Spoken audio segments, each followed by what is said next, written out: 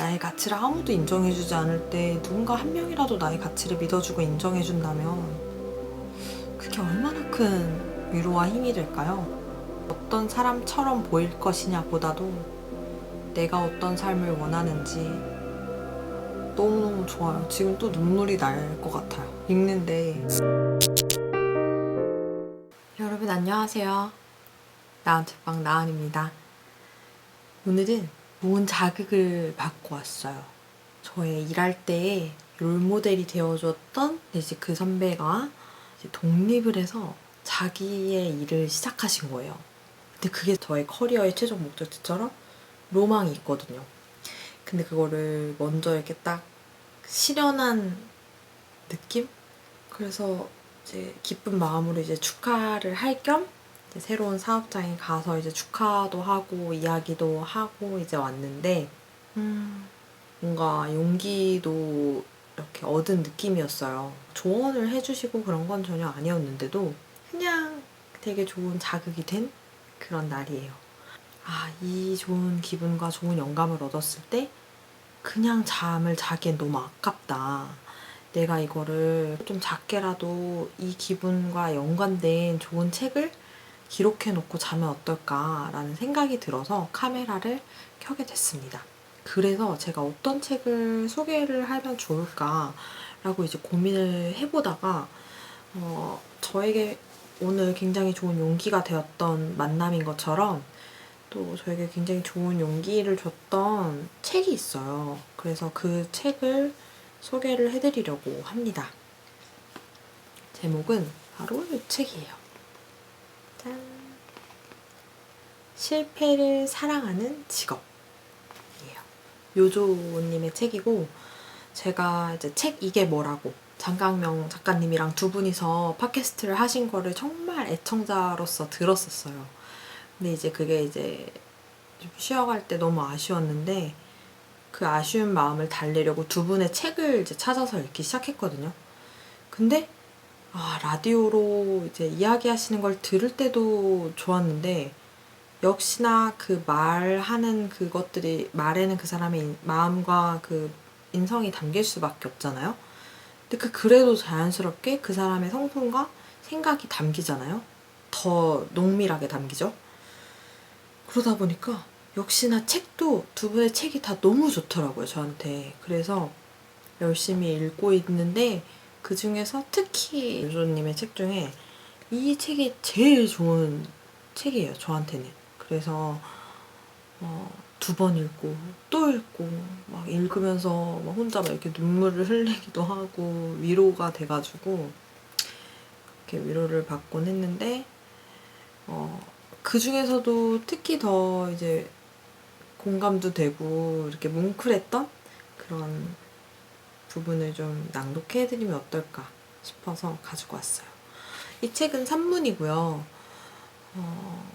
요조님이 뭐 친구네 집에 가서 작품을 이렇게 만들려고 할 때, 곡을 쓰려고 할 때, 뭐 힘든 시기 중에 누군가와 함께 시간을 보내면서 떠오르는 마음들, 내가 책방을 운영하면서 이런 것들이 힘들구나 하면서 자신의 어떤 두 가지의 업에서 가수로서의 삶과 음악가로서의 삶과 서점지기로서의 또 책을 만들고 글을 쓰는 사람으로서의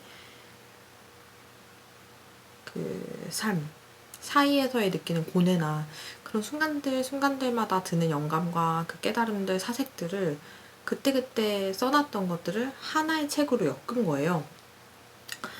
그래서 가볍게 이제 부분 이어서 읽지 않아도 그냥 그때그때마다 내키는 부분들을 펼쳐 읽기에도 굉장히 좋더라고요.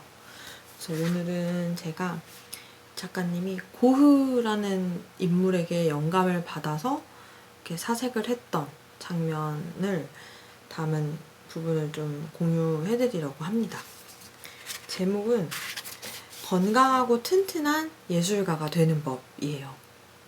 너무 좋지 않나요? 저는 이 제목이 진짜 너무 마음에 와닿았어요. 공감도 많이 되고요. 왜냐면 어떤 직업이든 건강하고 튼튼하면 좋겠다라는 생각을 저는 하거든요. 저도 저의 생각을 이렇게 다양한 수단으로 표출하는 크리에이터로서, 그리고 또 한 명의 광고 기획자이자 뭐 브랜드 마케터로서 늘 생각해요. 갈수록 더 많이 생각하는 건 더 건강하고 씩씩하게 일하자, 더 오래 즐겁게 일하면서 살아가자, 이런 생각을 하거든요. 그래서 이 제목 자체가 너무 좋았어요. 그리고 처음에는 이 작가님이 이 반고흐라는 이 작가를 알게 됐을 때 이 작품 세계를 좋아하는 걸 떠나서 그냥 이 사람의 예술가적인 면모에 굉장히 이렇게 매료되었다고 해요. 그래서 그냥 뭐라고 해야 될까요? 예술가란 모름지기 환상을 쫓는 나약하고 불안한 존재여야 한다 라고 20대 요조는 믿었다고 하는 거죠. 더 적극적으로 불안한 존재가 되기 위해서 일부러 내 몸 알기를 우습게 알았다. 아침에 일찍 일어나 규칙적으로 운동하고 영양제를 챙겨 먹고 미국 사람처럼 인사하는 사람들은 멀리 있다. 뭐 이렇게 의식적으로 더 예술가처럼 보이는 그런 삶을 이렇게 나쁘게 말하면 약간 페인처럼 보일 수도 있는 그런 삶의 모습을 이제 예술가로서 이렇게 보이고 싶었던 마음이 있었나 봐요, 20대 때. 그리고 막상 그의 그림은 안중에도 없었다고 해요. 그냥 어떤 그가 가진 결핍된 어떤 삶, 그리고 뭔가 평생을 가난하게 동생에게 이렇게 빌붙어서 지내고 정신병을 앓기까지 하면서 결국에는 자신의 귀까지 자른 천재, 불의의 천재화가? 약간 이런 수식어 있잖아요. 그게 이제 딱 이 작가님이 생각하던 예술가의 전형적인 모습을 가진 이제 안성맞춤의 인물이었던 거죠. 그러다가 이 반고의 영혼의 편지라는 책을 만나게 됩니다. 그때는 이제 그 작가의 이제 어떤 광기가 보이는 그런 구절만 막 밑줄을 치면서 탐닉하고 눈을 반짝였었는데, 실제로 이제 시간이 흘러서 본인이 음악을 하는 예술가가 되고 나서는 내가 예술가처럼 보이는가에 대한 생각보다는 그냥 막상 일반인과 똑같은 생계를 고민하고 내가 유명해질 수 있을까? 내가 계속 이 일을 지속할 수 있을까? 이런 의미와 일반적인 부와 명예를 쫓는 그런 사람이 되어 있는 자신을 발견했다고 해요. 근데 저도 진짜 이제 공감이 됐던 게, 학창 시절에 이제 제가 패션 디자인을 전공을 했거든요. 그래서 고등학교 때 이제 패션 디자인 전공을 하고 싶어서 미술학원을 다녔었어요. 나름 이제 그림을 그리는 미술학도였던 거죠. 근데 그때 이제 제가 학원을 다니기 전에 종합학원을 다니면서 그 학원가에 있는 언니들을 봤어요.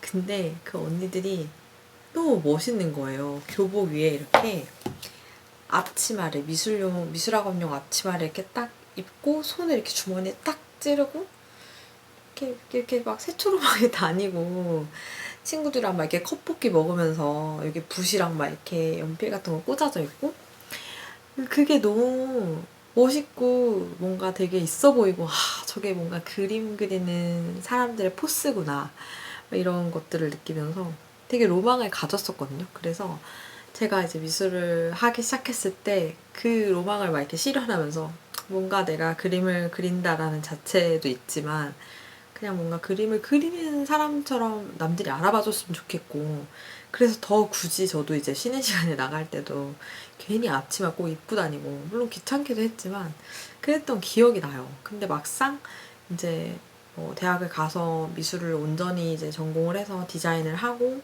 뭐 미술학원 강사라는 직업을 가지기도 했었는데, 저는 그때는 이제 삶을 개척해 나가야 되는 생계에 맞닥뜨리고 이제 지속 가능한 이제 삶을 살아야 되니까 뭐 미술학도처럼 보이고 뭐 이런 거는 진짜 안중에 없고, 20대 초반이었는데도 저는 빨리 좀 생계전에 뛰어들어서 그것들이 우선이 됐던 것 같아요. 그래서 내가 이 직업을 해가지고 이렇게 부자가 될 수 있을까? 내가 돈을 많이 벌 수 있을까? 그리고 나 이 직업 수명이 내가 길게 할 수 있을까? 막 이런 현실적인 생각들이 좀 오히려 더 많이 머릿속을 장악했던 것 같고요.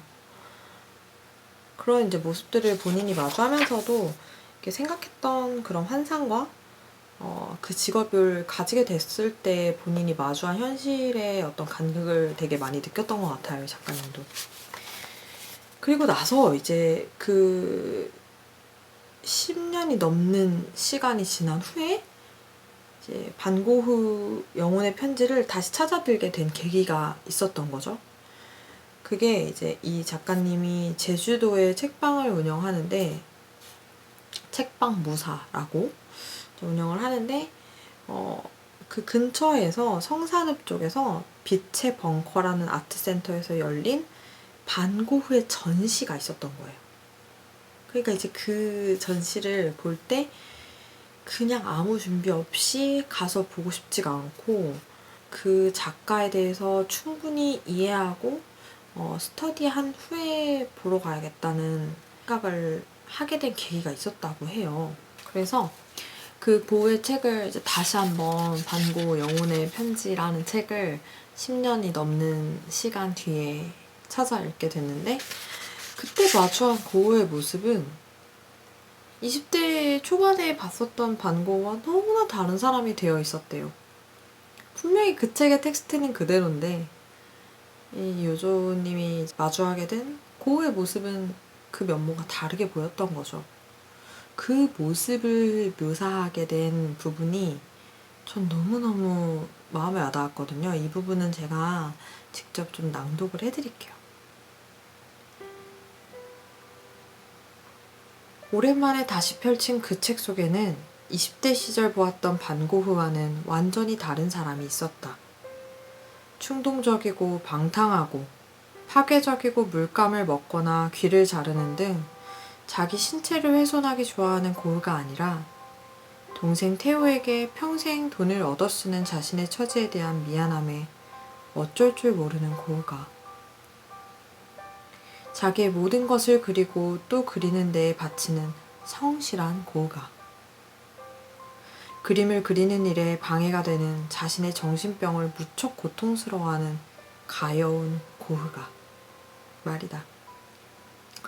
그 중에서도 예전에 내가 조금도 알아차리지 못했던 가장 놀라운 모습은 바로 자신의 예술을 확신하는 고흐였다.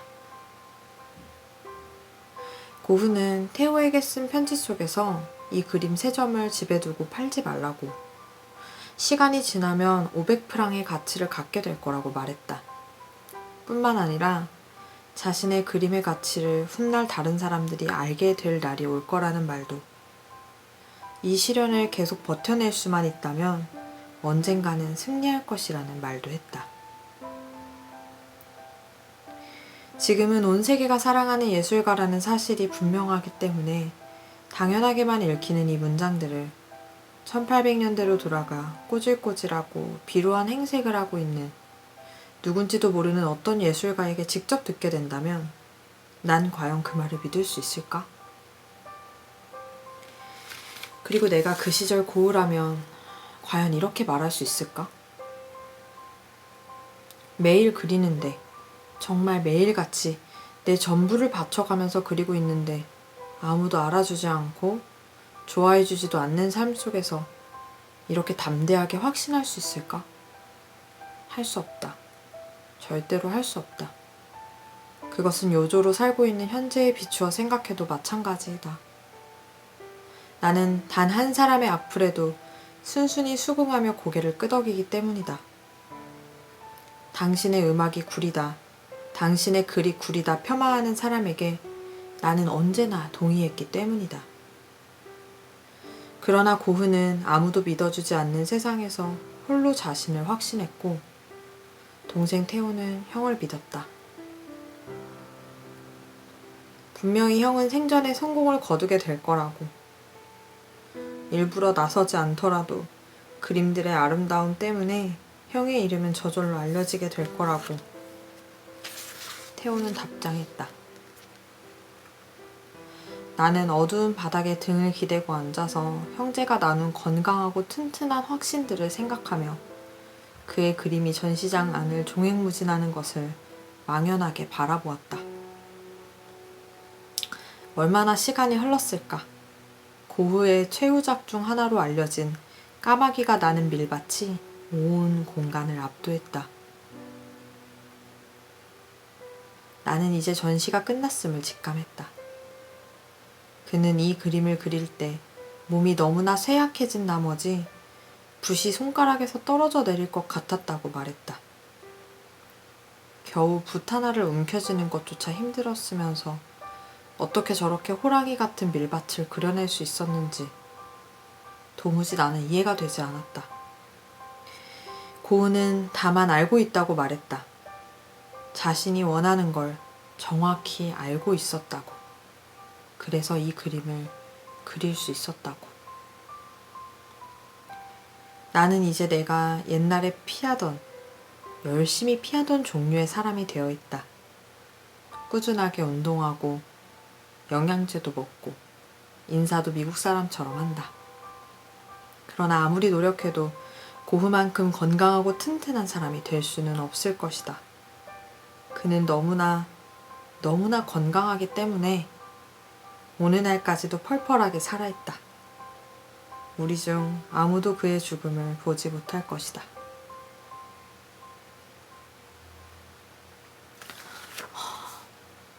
진짜 이게 너무너무 좋아요. 지금 또 눈물이 날 것 같아요. 읽는데 저는 이 말이 너무 좋았거든요. 고흐가 자신의 예술을 스스로가 믿어줬다는 거. 자신의 동생 테오에게 쓴 편지 속에서 나의 이 그림 3점은 집에 두고 팔지 말라고. 나중에 멋진 가치를 하게 될 거라고. 자신의 그림의 가치를 훗날 다른 사람들이 알게 될 날이 올 거라는 말도, 이 시련을 계속 버텨낼 수만 있으면 언젠가는 승리할 것이라는 말도 했다는 게 되게 위로가 돼요. 그냥 고흐가 스스로의 그림에게 얘기한 그 믿음이 거저 나온 게 아닐 거고, 충분한 성실성에서, 그리고 자신 안에 있는 확실한 그림, 내면에 그려진 완벽하게 자신이 원하는 걸 알았던 그 인지에서 나왔겠지만, 그걸 읽고 있는 제가 이 텍스트를 눈으로 볼 뿐인데도 그냥 이 자체가 진짜 이렇게 주문을 외우는 것처럼 제가 하고 있는 아주 작은 자갈을 쌓는 것 같은 이런 모습들이 언젠가는 누군가는 이 가치를 좋게 봐줄 수 있을 것 같다? 그런 격려를 주는 느낌. 네. 그리고 이 동생 또한 형을 믿어줬죠. 참 이것도 너무 따뜻해요. 세상에 누구도 나를 믿어주지 않을 때, 나의 가치를 아무도 인정해주지 않을 때 누군가 한 명이라도 나의 가치를 믿어주고 인정해준다면 그게 얼마나 큰 위로와 힘이 될까요? 분명히 형은 생전의 성공을 거두게 될 거라고. 일부러 나서지 않더라도 그림들의 아름다움 때문에 형의 이름은 저절로 알려지게 될 거라고.